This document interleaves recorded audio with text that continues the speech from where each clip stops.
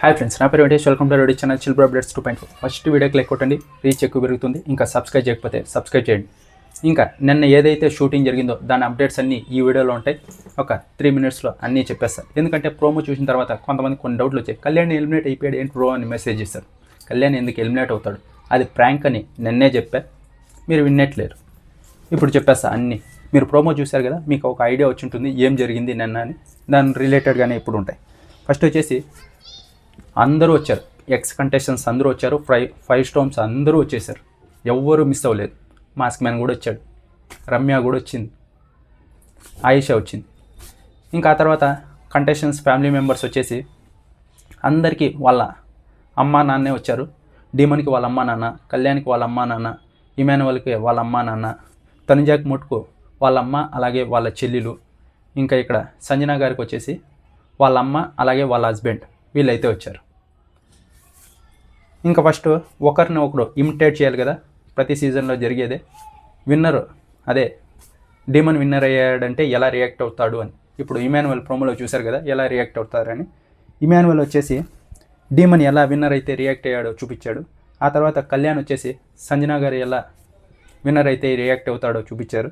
Demon వచ్చేసి కళ్యాణ్ గురించి చూపించాడు. ఇంకా ఆ తర్వాత సంజన గారు వచ్చేసి తనుజ గురించి చూపించారు. ఇంకా తనుజ వచ్చేసి ఇమానువల్ ఎలా రియాక్ట్ అవుతాడో చూపించింది. ఇంకా ఆ తర్వాత ఇంకోటి అయితే జరిగింది.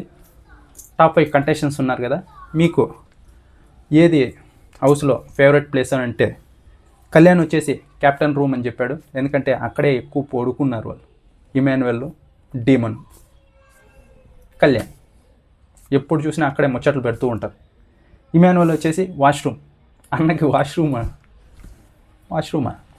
ఏమో తెలీదు, వాష్రూమ్ అని చెప్పాడు. ఇంకా ఆ తర్వాత తనుజ వచ్చేసి స్విమ్మింగ్ పూల్ చెప్పింది. డీమన్ వచ్చేసి కిచెన్ రూమ్. ఇంకా ఏం చేస్తాడు, స్టార్టింగ్ నుంచి ఇప్పటి వరకు వంటలు చేస్తూనే ఉన్నాడు.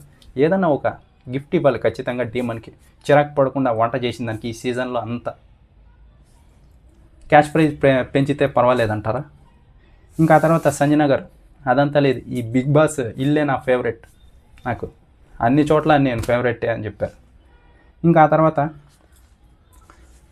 ఇప్పుడు సంజన గారు అయితే ఎలిమినేట్ అయిపోయి బయటకు వచ్చేసారు కదా. మీరు ప్రోమోలో చూస్తుంటే లాస్ట్లో